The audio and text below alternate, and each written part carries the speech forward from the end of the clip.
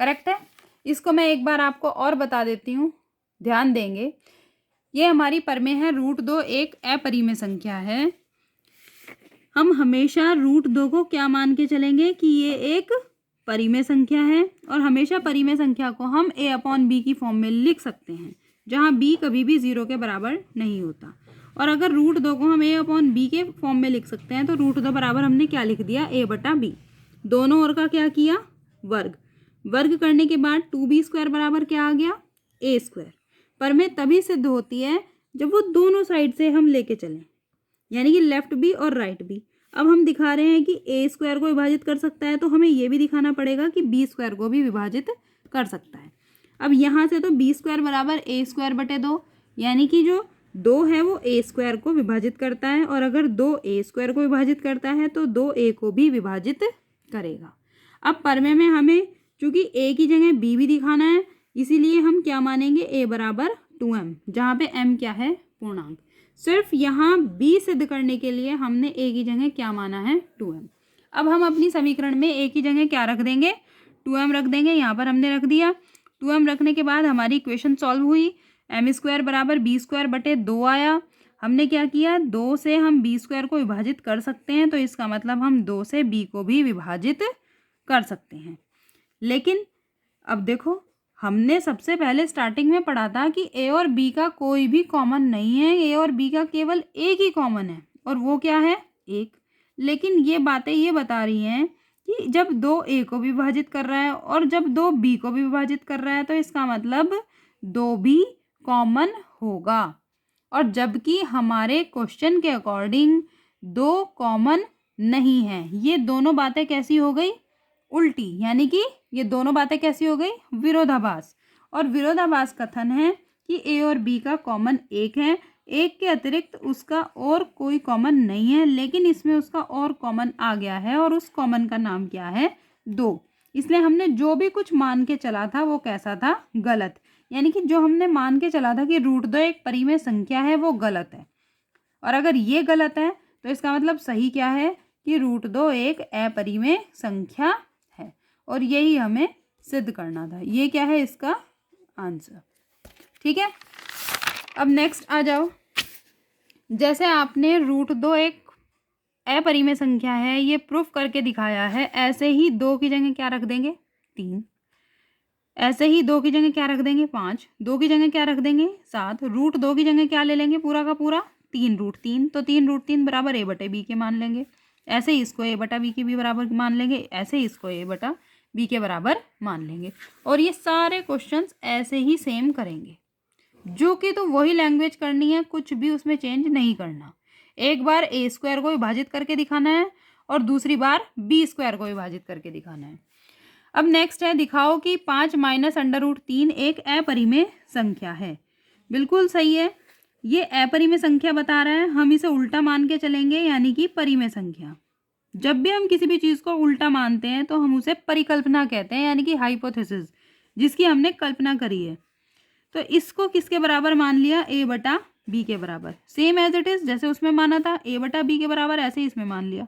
इस a/b को इधर ले जाएंगे, ये माइनस का हो गया, इस माइनस वाले को इधर ले जाएंगे, ये किसका बदल गया, √3 प्लस में। अब ये देखो 5 a b ये जितनी भी संख्याएं हैं ये कैसी संख्याएं हैं, ये सब संख्याएं कैसी हैं, पूर्णांक। अब जब ये पूर्णांक हैं तो देखो a/b हम मान के चले कि ये कैसी संख्या है, परिमेय। 5 कैसी संख्या है, परिमेय। तो 5 में से जब आप a/b को घटाओगे, क्योंकि ये भी परिमेय, ये भी परिमेय, तो परिमेय में से जब परिमेय घटाओगे तो वो भी क्या आएगी, परिमेय। तो यानी कि √3 बराबर क्या आएगी, परिमेय। जबकि √3 तो हम बहुत अच्छे से जानते हैं, जो हमने क्वेश्चन पीछे पढ़ा कि जो √2 √3 ऐसी संख्याएं हैं वो कैसी हैं, वो परिमेय नहीं है। इसका मतलब ये क्या है, एक विरोधाभास है। तो ये कैसी संख्या है, एक अपरिमेय संख्या है। और जब ये एक अपरिमेय संख्या है तो 5 - √3 भी परिमेय नहीं है, वो भी कैसी संख्या है, एक अपरिमेय संख्या है। इन क्वेश्चंस में ज़्यादा कंफ्यूज होने की ज़रूरत नहीं है, क्योंकि ये एक बार में, 2 बार में, 3 बार में समझ में नहीं आएंगे। ये समझ में तब आएंगे जब आप इस वीडियो को बार बार एक क्वेश्चन रख के खोल खोल के देखते रहोगे और उसे करते रहोगे।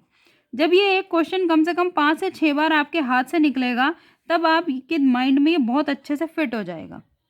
इस वीडियो को आपको बार बार देखना पड़ेगा और बार बार समझना पड़ेगा, क्योंकि ये इंपॉर्टेंट क्वेश्चंस हैं।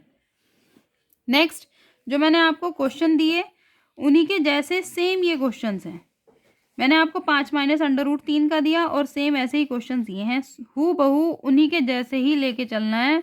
सबको बराबर a/b के बराबर मानकर चलना है। ये तो छोटे छोटे क्वेश्चंस हैं, इसमें ज़्यादा टाइम नहीं लगेगा, क्योंकि इसमें हमें दिखाना है कि a/b भी क्या है, परिमेय, और ये 6 जितनी भी संख्या ये सब भी क्या है, 5, 2, 4 ये भी कैसी हैं, परिमेय। और परिमेय में आप अगर कुछ जोड़ते हैं, परिमेय में परिमेय जोड़ते हैं तो भी परिमेय आता है, परिमेय में से परिमेय घटाते हैं तो भी हमारा क्या आता है, परिमेय ही आता है। नोट करने वाली बात है कि ये जो पाई है वो कैसी है, एक अपरिमेय संख्या। अगला क्वेश्चन है हमारा √3 माइनस √5 और √3 प्लस √5 इनके गुणनफल की प्रकृति बताओ। गुणनफल की प्रकृति, अगर इस टाइप के क्वेश्चंस आते हैं पेपर में, अक्सर 1-1, 2-2 नंबर में ये क्वेश्चंस आते हैं, तो इन दोनों के गुणनफल की प्रकृति यानी कि दोनों को सबसे पहले ब्रैकेट में रखो और बीच में किस चीज़ का निशान लगाओ, गुणा। अब ये मान के चलो, देखो a माइनस बी और a प्लस बी, एक को a मान लो दूसरे को b। a माइनस बी और a प्लस बी का फॉर्मूला क्या होता है, a² माइनस b², यानी कि √3 का स्क्वायर माइनस √5 का स्क्वायर। √3 का स्क्वायर कितना, 3, √5 का स्क्वायर कितना, 5। तो 3 माइनस 5 कितना आया, -2। और ये कैसी संख्या है, परिमेय संख्या। हमें यही बताना है कि ये कैसी संख्या है। नेक्स्ट है हमारा 2 √45 प्लस 3 √20 बटे 3 √5। इसको सरल करो और इसकी प्रकृति बताओ। प्रकृति बताने का मतलब यही होता है कि वो कैसी संख्या है, परिमेय संख्या है या अपरिमेय संख्या है। √45 को आप इन शॉर्ट कर दो, यानी कि उसके फैक्टर कर दो, छोटे छोटे गुणनखंड में उसे तोड़ दो। 3 × 9, 9 × 5 45। 20 को तोड़ो, 2 दूनी 4, 4 × 5 20। 3 × 3 2 12, 1 3 बाहर आ जाएगा। 2 × 2 2 12, 1 2 बाहर आ जाएगा। तो देखो 2 × 3 6 √5 प्लस 3 दूनी 6 √5। तो ये कितना आया, 6 √5 प्लस 6 √5। नीचे क्या है, 3 √5। 6 प्लस 6 यानी कि 12 √5। ध्यान रखो ये संख्याएं तभी जुड़ती हैं जब सेम संख्याएं होती हैं। पता चला यहाँ पे √2 होता और यहाँ √3 होता तो ये नहीं जुड़ती, क्योंकि अंडर रूट के अंदर की दोनों संख्याएं समान हैं, इसीलिए ये जुड़ सकती हैं, इसीलिए ही ये घट भी सकती हैं। √5 से √5 कट गया, 3 चौक 12। अब 4 कैसी संख्या आई, परिमेय है या अपरिमेय, यह है परिमेय। इसकी प्रकृति बताने का मतलब यही होता है कि ये परिमेय संख्या है या अपरिमेय संख्या है। ऐसे ही आपको जो इसका नीचे वाला क्वेश्चन है उसको करना है। 1029 को आप ऐसे भी लिख सकते हैं 147 × 7। ठीक है, 147 × 7 आप यहाँ पे लिख देंगे। 147 से 147 कट जाएगा, √7 आ जाएगा। और √7 कैसी संख्या होती है, अपरिमेय संख्या। अगर अभी भी किसी को परिमेय और अपरिमेय संख्याओं में कन्फ्यूज़न होगी तो वो बच्चा ध्यान रखे कि जितनी भी परिभाषाएं पढ़ी हैं उन्हें बहुत अच्छे से पहले लर्न कर लें, नहीं तो आप परिमेय और अपरिमेय में ऐसे ही कंफ्यूज हो जाओगे अगर आपको परिभाषा याद नहीं होगी। उसके बाद मैंने आपको कुछ ये क्वेश्चंस दिए हैं, सभी बच्चे इन क्वेश्चंस को अच्छे से कॉपी में कर करके देखेंगे। ये देखने में बड़े लग रहे हैं लेकिन ये बिल्कुल बड़े नहीं हैं, क्योंकि आपको सिर्फ इसमें परिमेय और अपरिमेय ही छांट के बताना है और कुछ भी नहीं बताना है। ठीक है, आप सभी इस वीडियो को ध्यान से बार बार देखेंगे क्वेश्चन करते समय। एक वीडियो को, एक क्वेश्चन को करते हुए आपको बार बार वीडियो को ओपन करके देखते रहना है, तभी आपको ये परिमेय और अपरिमेय संख्याओं वाली जो प्रमेय है वो अच्छे से समझ में आएगी। Okay, thank you for the class.